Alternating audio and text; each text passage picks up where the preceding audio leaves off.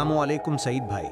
Walaikum assalam. You always stand with the side of good, so I didn't even need to ask how you're doing.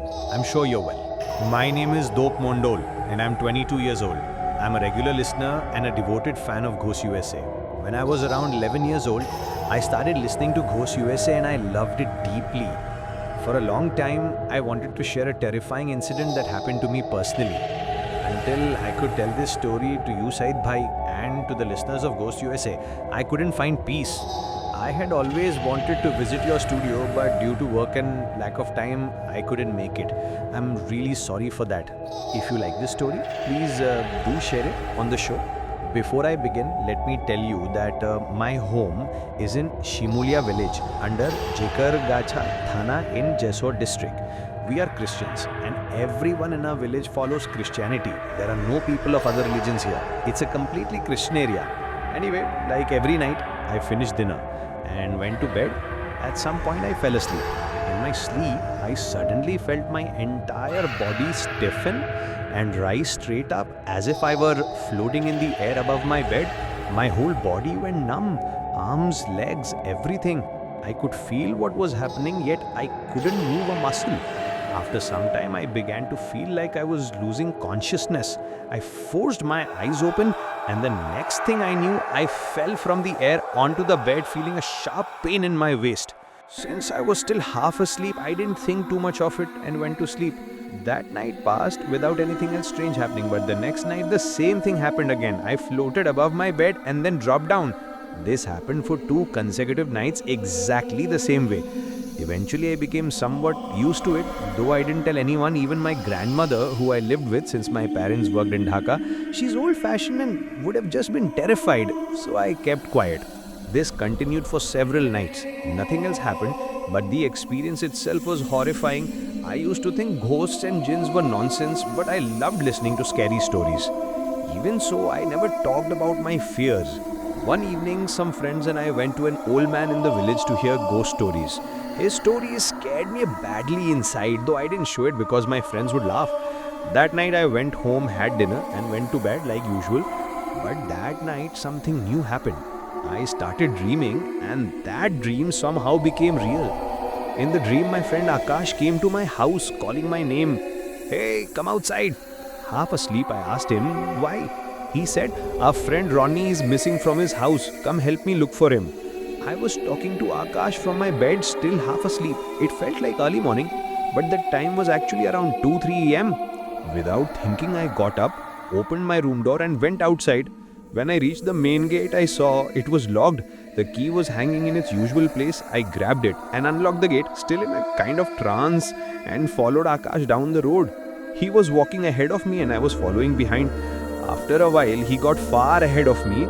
I shouted, "Wait for me." But he didn't reply.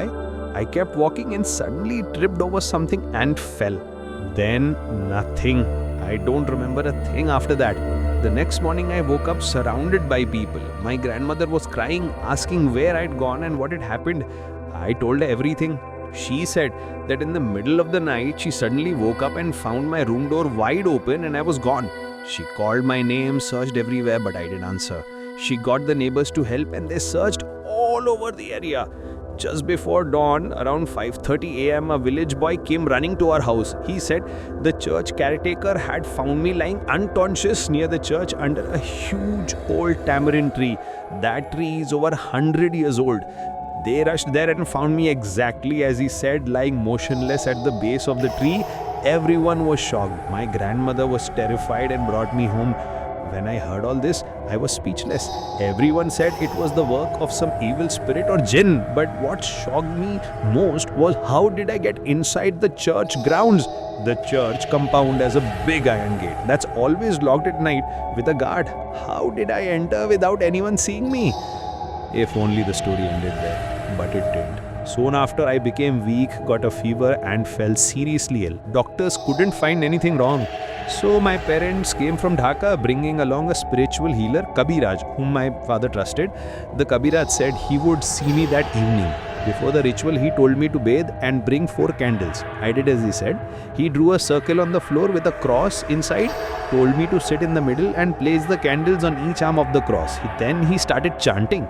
After some time, he raised his hand to the sky, muttered something, then opened his palm and a talisman appeared in his hand. I was stunned. His hand had been empty. He gave me the talisman and told my mother to tie it to my arm. The next morning when I woke up, the talisman had burst again. I gave it to the Kabiraj. He held it, raised his hand again, and when he opened his palm, a new talisman appeared. The old one gone.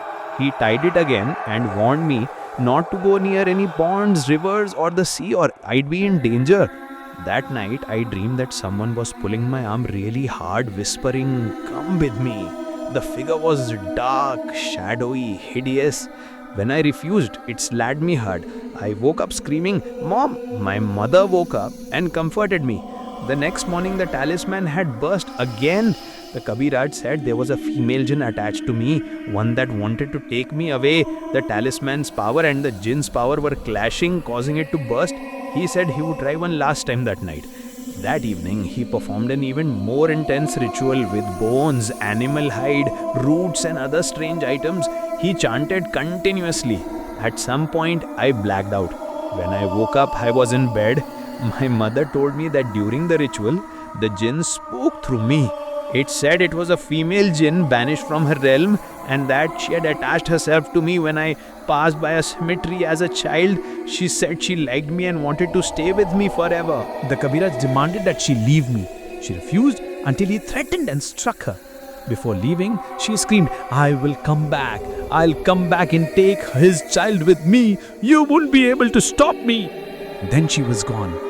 The Kabiraj gave me another talisman to tie around my waist and told me to keep it on always. Since then, I've been fine, healthy, normal, no more strange events. But one thought still haunts me. Will she really come back one day? Will she really take my child? That question remains unanswered to this day. Thank you, Ghost USA listeners, for staying with me till the end. If there were any mistakes, please forgive me. To stay updated with Ghost USA, please subscribe to the YouTube channel. I hope we continue this journey together. Until next time, stay well, stay safe, and most importantly, stay with Ghost USA. Allah Hafiz.